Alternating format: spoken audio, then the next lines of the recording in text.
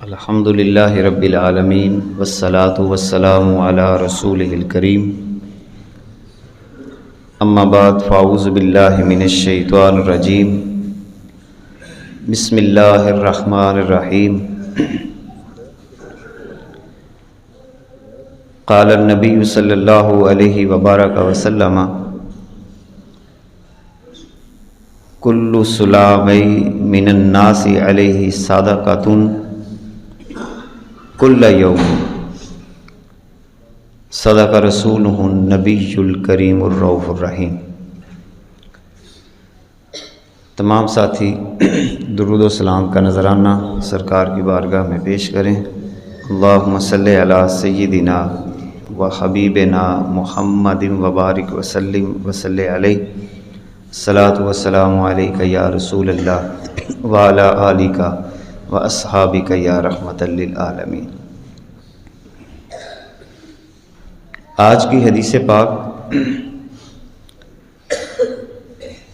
نبی کریم صلی اللہ علیہ وبارک وسلم کا فرمان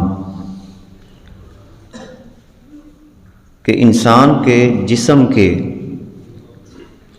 ہر جوڑ پر روزانہ کی بنیاد پر جس دن سورج طلوع ہوتا ہے صدقہ کرنا فرض ہے۔ گویا کہ نبی کریم صلی اللہ علیہ وبارک وسلم ہمیں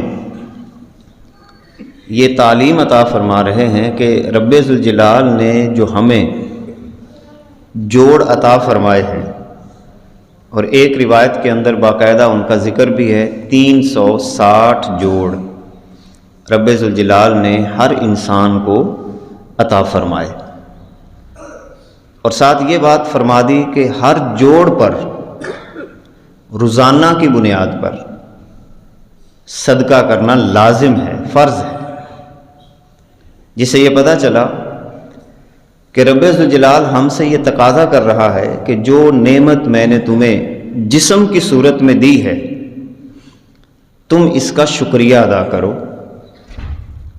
ہر جوڑ میرے حکم سے چلتا ہے، اور جس دن تم صبح کرو اور جو جوڑ میں نے تمہیں عطا کیے ہیں تم روزانہ کی بنیاد پہ شکریہ کے طور پر ہر جوڑ کی طرف سے صدقہ ادا کرو۔ اب صدقہ کی تفصیل بھی نبی کریم صلی اللہ علیہ وسلم نے ہمیں عطا فرمائی۔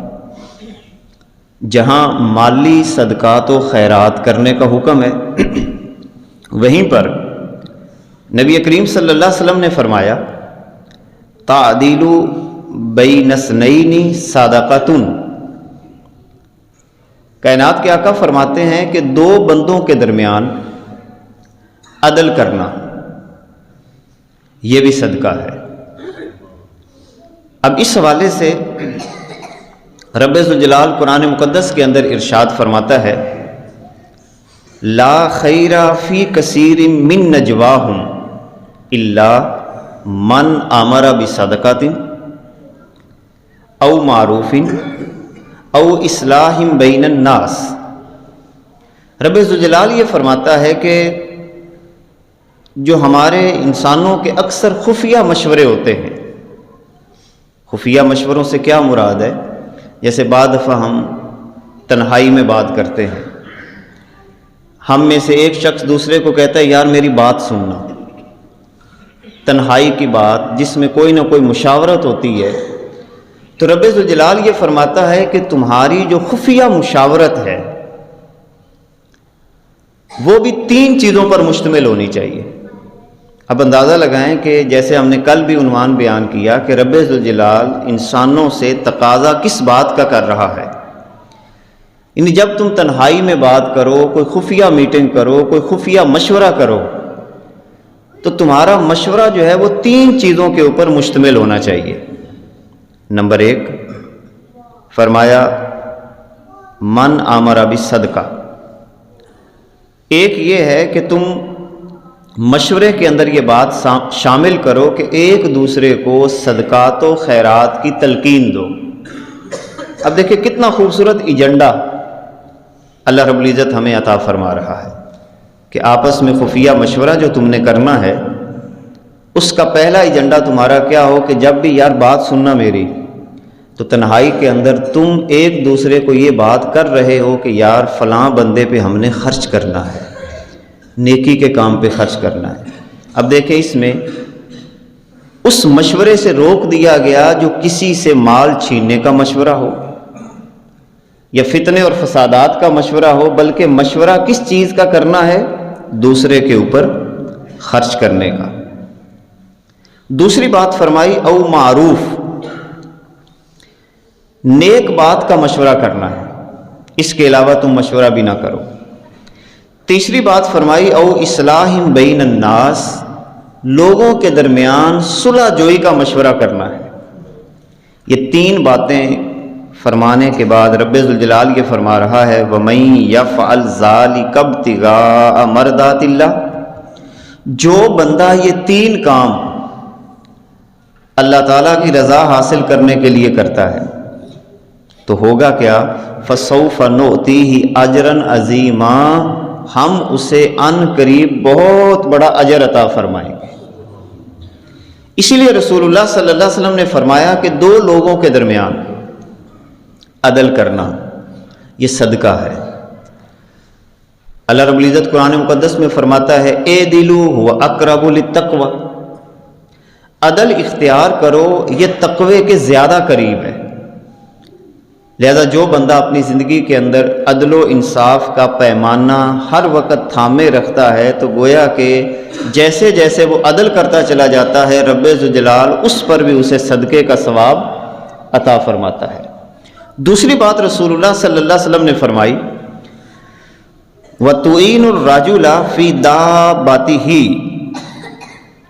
یہ بھی صدقہ ہے کہ تو کسی کی مدد کر دے، کس حوالے سے؟ سواری میں، کسی کو سواری فراہم کر دے، کسی کو سواری پہ سوار کرا دے، فَتَحْمِلُ لَهُ عَلَيْهَا، کسی کو سواری پہ سوار کرنا، او ترفع لَهُ عَلَيْهَا مَتَاعَهُ صدقہ۔ اور پھر یہ بھی حضور فرماتے ہیں کہ ایک بندہ اگر سواری پہ سوار ہو رہا ہے اور تو اس کو اس کا ساز و سامان سواری کے اوپر اٹھوا دیتا ہے تو اللہ رب العزت اس پر بھی صدقے کا ثواب عطا فرماتا ہے۔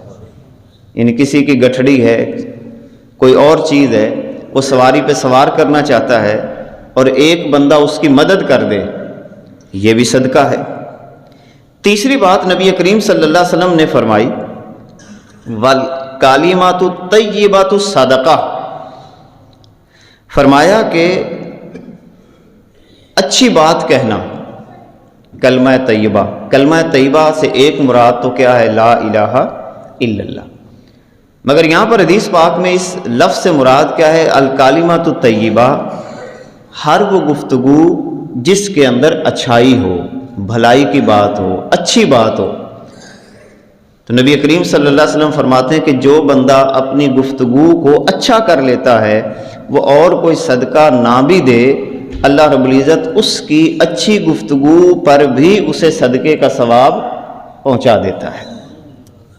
اگلی بات حضور نے فرمائی وَبِكُلِّ خُطْوَةٍ تَمْشِيهَا إِلَى الصَّلَاةِ، اور ہر وہ قدم جو نماز پڑھنے کے لیے اپنے گھر سے اٹھاتا ہے، گھر سے چلا نماز پڑھنے کے لیے، اب دیکھیں پڑھنے تو نماز آ رہا ہے، اس کا ثواب الگ ہے، مگر حضور علیہ الصلوۃ والسلام فرماتے ہیں کہ جیسے جیسے وہ قدم اٹھاتا ہے ہر قدم کے بدلے اللہ اسے صدقے کا ثواب عطا فرماتا ہے۔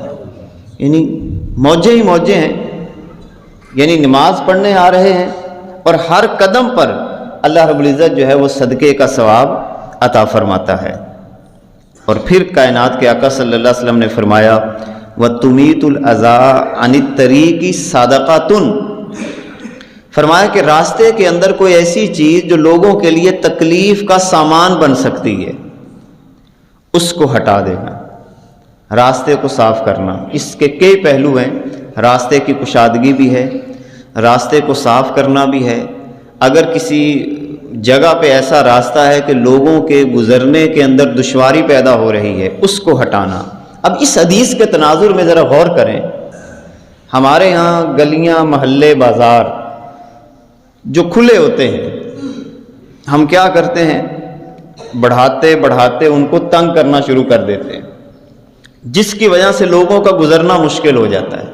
پگ ڈنڈیاں جو فصلوں کے اندر ہوتی ہیں، جو باقاعدہ قانونی طور پر ان کا بھی ایک دائرہ ہوتا ہے کہ اتنی چوڑی ہونی چاہیے، ہم ان کو بھی کاٹ کاٹ کے چھوٹا کر لیتے ہیں، جس کی وجہ سے لوگوں کو گزرنے کے اندر دشواری ہوتی ہے.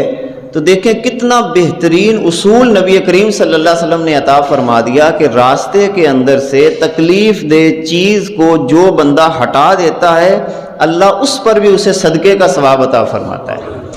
اب ذرا جائزہ لیں، اگر ہم اس طرح کے چھوٹے چھوٹے نیک کام بھی کریں گے کہ راستہ کشادہ کریں گے، پگ ڈنڈی تھوڑی سی وٹ جس کو کہتے ہیں اس کو کھلا کر دیں گے، ظاہری طور پر تو آپ کی آلووں کی یا کسی بھی چیز کی یا مکئی کی ایک لائن تو کم ہو جائے گی، مگر جو رزق اللہ تعالیٰ نے آپ کو اس صدقے کی بنیاد پہ دینا ہے کہ آپ نے لوگوں کے لیے راستے کو کشادہ کر دیا ہے، اس کا ثواب اس ایک لائن سے بھی کہیں زیادہ ہوگا. یعنی ہم وہ اپنے ذہن کے مطابق سوچتے ہیں کہ ایک لائن بڑھ جائے یا ایک وٹ جو ہے وہ اس کو ہم کاٹ کے اس کے اندر بھی کوئی اپنی فصل جو ہے وہ اس کو کاشت کر دیں، مگر رب ذوالجلال فرماتا ہے کہ جب تم راستے کو کشادہ کرتے ہو، اللہ رب العزت کیا کرتا ہے، اس پر تمہیں صدقے کا ثواب عطا فرماتا ہے. اور آخری بات نبی کریم صلی اللہ علیہ وسلم نے ایک اور حدیث پاک میں فرمائی. یہ ساری باتیں فرمانے کے بعد ایک بات یہ بھی فرمائی کہ کسی بھولے ہوئے کو راستہ بتا دینا یہ بھی صدقہ ہے.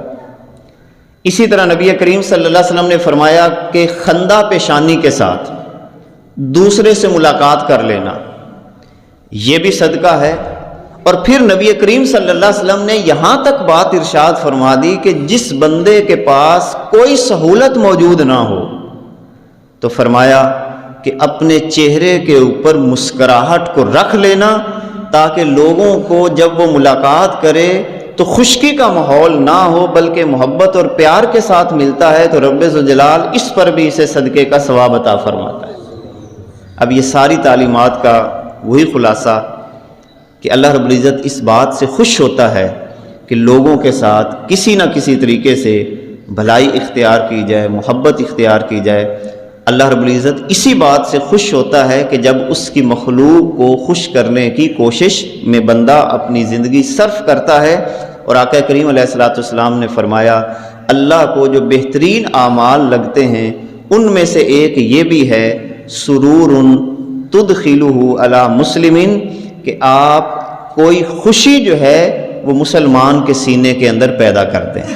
اللہ رب العزت ہمیں عمل کرنے کی توفیق عطا فرمائے. وآخر دعوانا ان الحمد للہ رب العالمین.